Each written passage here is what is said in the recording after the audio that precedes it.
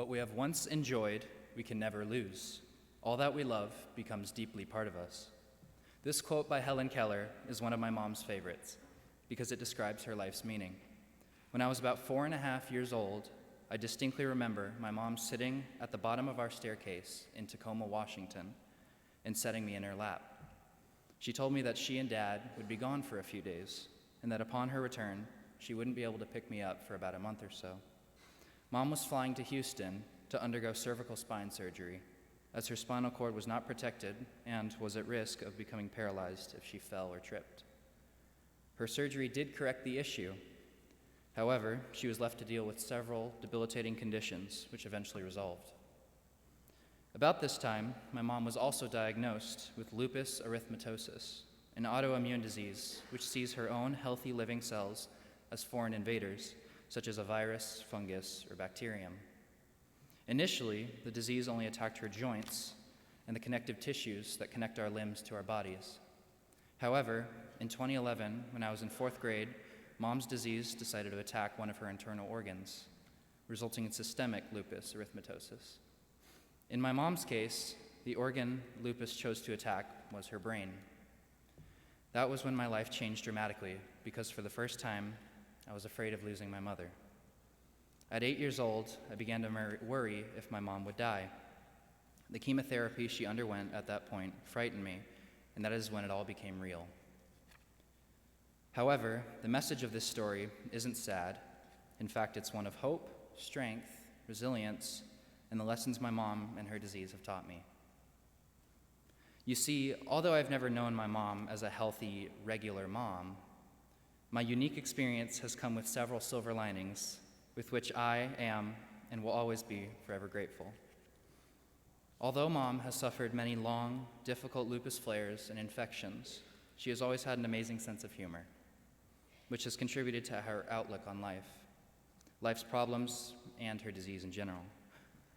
My mom is the glass is half full kind of individual.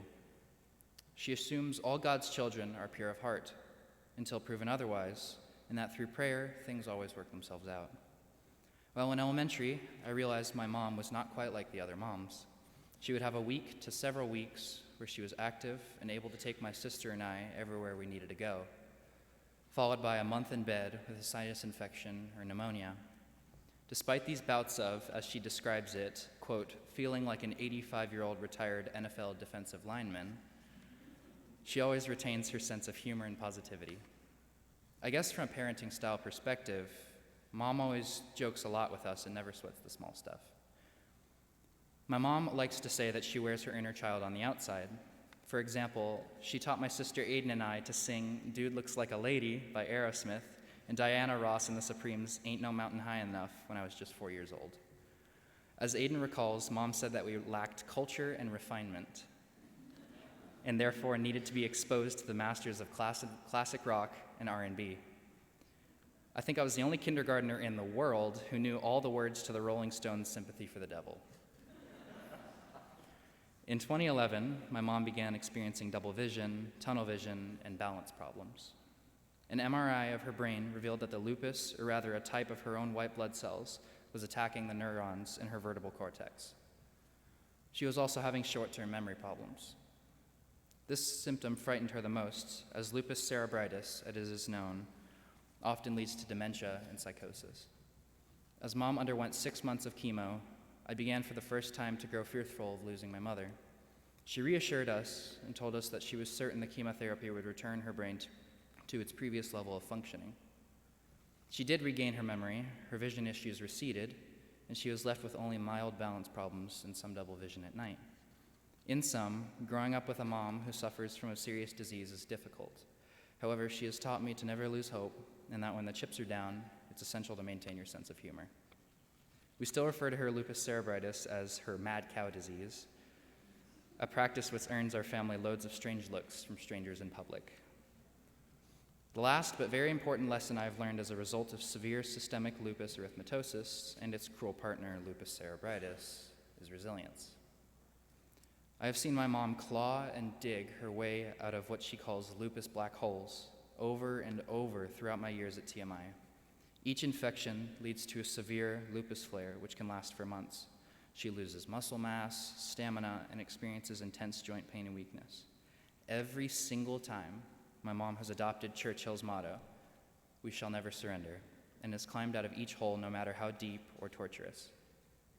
She's also a big fan of General George S. Patton. When Mom is feeling like an old NFL lineman, she reminds herself of General Patton's words, "May God have mercy upon my enemies, because I sure as hell won't." In closing, I'd like to leave you with a special list, Mom's rules to live by. Number 1, the Lord lives within you, and it's through prayer and knowing His word that you grow closer to Him. Learn to still your mind so that you can receive His plans for your life.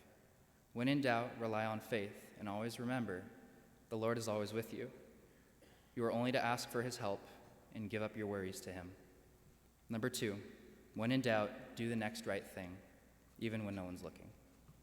Number 3, being sensitive is a gift because it means you're also empathetic.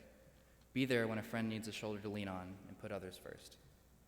Number 4, be the one person who will stand up for a friend who's being bullied, despite the repercussions. Number 5, use the gifts God gave you to be a change agent for better.